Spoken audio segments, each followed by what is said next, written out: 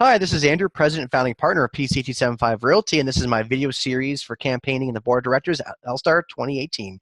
In this final video, I'll be covering the third challenge that I believe we face as an association and some solutions I had to overcome that challenge. The main challenge we're facing is what I hear from members when I talk to members out in the field, whether they're in big or small brokerage, is I often hear that agents, we, and myself included, part of the reason why I'm running, is that we feel that there's a lack of control, a lack of voice, a lack of understanding in our association, whether it's local, provincial, or federal, and a real lack of understanding of how the association can benefit me as an individual membership and how I can get involved. I'm not saying that our association is not doing a job of trying to communicate that. I just think that we can do a lot better job and really give the tools that our members need to engage properly. And that's the solution I have, a real voice in the process. So let me highlight the challenge specifically from my conversations with agents like yourself. The most agents feel that I'm talking to that feel this way, feel powerless, feel that they have little input or little control about the changes happening in the industry, that they're passengers, the industry is being driven by other people, and they're not really sure how to get involved or how to have input or how to have a voice. It's also really hard to communicate effectively with our leaders, and it's not very clear how an associate member can reach out to the board and speak on different proposals and different things happening or different concerns they have. I also understand and I feel very strongly that there's a real lack of two-way communication, and that's back and forth communication between association and board and association. So those are the main challenges that I believe we're facing, and a lack of understanding and education of how members can leverage the association for their full benefit. So the solution they propose are: one, voice in the process. Our association needs to connect better with this membership. I know that we do a great e-break, and that's awesome, but we need to do more.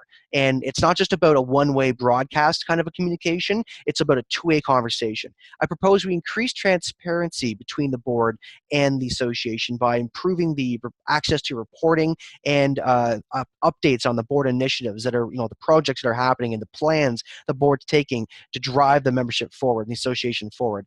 We also this is what we really need to focus in on, leveraging the power of social media. So as a board incumbent, if you elect me as a board member, I'm going to really advocate for the use of social media to communicate effectively to the membership what we are doing as board. And that's using the LSTAR Facebook groups, that's using LinkedIn, that's using other web online platforms. Webinars are one of my favorite ways to communicate with my team in office is to use online webinars. And that's a really effective way to broadcast a message to a lot of people with very little impact and very little overhead and very little cost from time, because they can do it from the luxury of their home or their cottage, as I often like to do it.